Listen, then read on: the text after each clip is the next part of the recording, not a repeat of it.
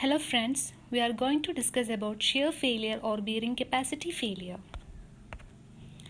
We know the function of foundation is for distributing the loads of superstructure into a larger area. Thus, the foundation should be designed in such a way that the soil below it does not fail in shear and settlement should be within the safe limit.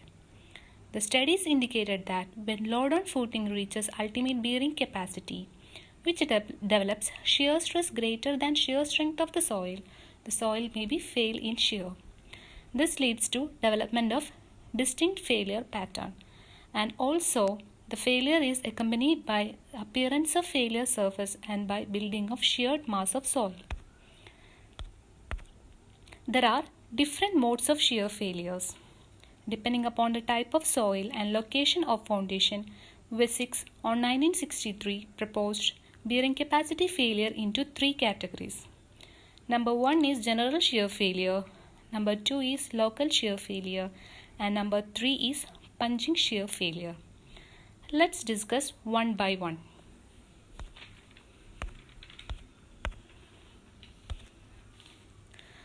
First one is general shear failure of soil, which occurs in soil with low compressibility behavior.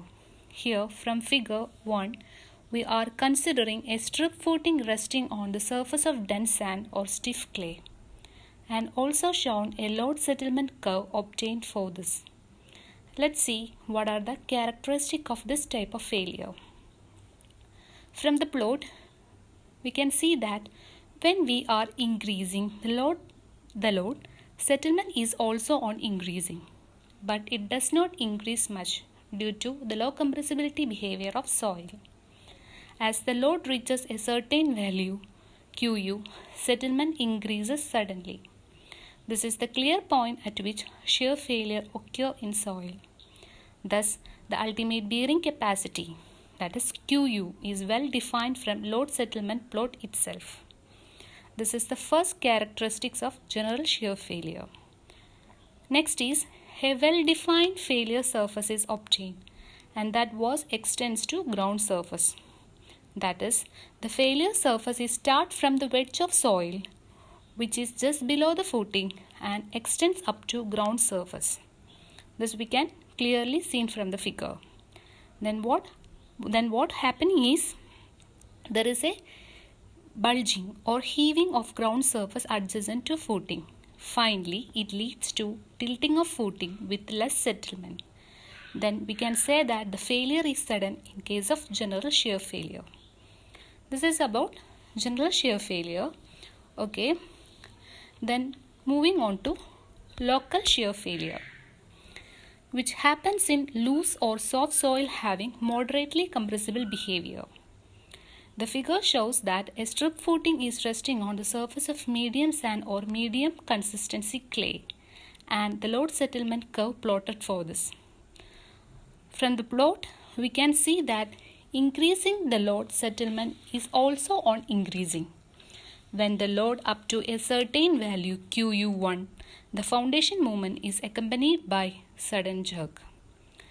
This leads to the failure surface is gradually extends outward from the foundation, and that was happens at load intensity Qu. The failure surface is start from the wedge of soil just below the footing and do not reaches up to ground surface, because there is a considerable movement of foundation is required for the failure surface extends to ground surface. Then next point is the failure pattern is clearly defined only immediately below the footing. This we can see from the figure. Then beyond a load intensity Qu, the increase of load is accompanied by large increase in settlement. As a result of this, we cannot define the ultimate bearing capacity from load settlement plot. Here, large settlement take place before slight bulging or heaving of ground surface, and also heaving is observed only when there is a substantial vertical movement. Thus, the failure is not sudden in case of local shear failure, and also tilting of footing is not accepted here. Next is punching shear failure. This happens in soil with high compressibility and also soil with low compressibility at deeper elevation. To describe this, we are considering a strip footing resting on the surface of loose sand or soft clay as shown in figure. Also, load settlement plot is here. A sudden jerk in foundation is occurred at load intensity QU1. Then the footing fails at load QU. This is the stage at which the load settlement curve becomes steep and practically linear. There is a large settlement in case of punching shear failure while comparing with other type of failures. Here also failure takes place immediately below the footing and surrounding soil is not much affected. In this, the footing is just penetrate into the soil, and this is one of the quality or characteristics of punching shear failure.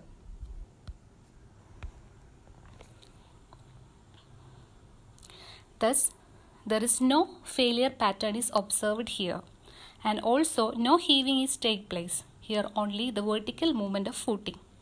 As because of this large settlement, we cannot obtain the point where the failure is happening. Likewise, the local shear failure, here also bearing capacity of soil is not well defined.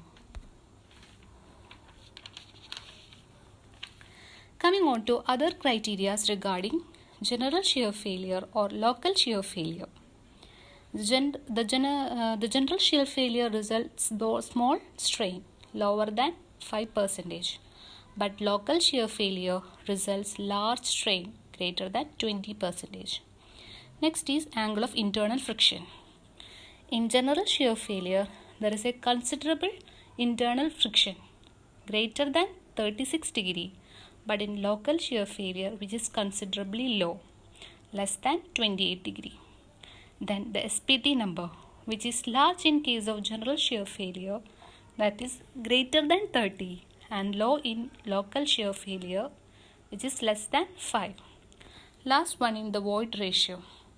This is less than 0.55 for general shear failure and greater than 0.75 for local shear failure.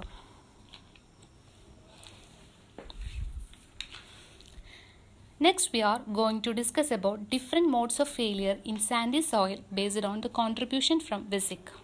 Here the graph is about the modes of failure at relative density represented by dr and relative depth of foundation df by b ratio. Here b is the breadth of the footing and is given by the equation 2b into L divided by b plus L. And df is the depth of footing and L is the length of footing. Let's discuss about relative density values for three modes of failure. From the graph, we can see that dr value is greater than 70% in general shear failure, which is between 30 to 70% in case of local shear failure and less than 30% for punching shear failure. And other important points noted here that shallow foundation in loose sand and deep foundation always have punching shear failure. That is, df by b ratio is greater for deeper foundation. As the same way, we can say that the shallow foundation in very dense sand expected to fail in general shear failure. And also for same relative density, the modes of failure may change with df by b ratio. And next point is for shallow foundation, the ultimate load occur at settlement of 4 to 10% of breadth of footing in general shear failure and 15 to 25% of breadth of footing in local shear failure or punching shear failure. Finally, an important point is, as the footing seldom constructed on very loose sand, punching failure rarely occurs. It has not much practical importance. Thus, Terzaghi considered only general shear failure and local shear failure.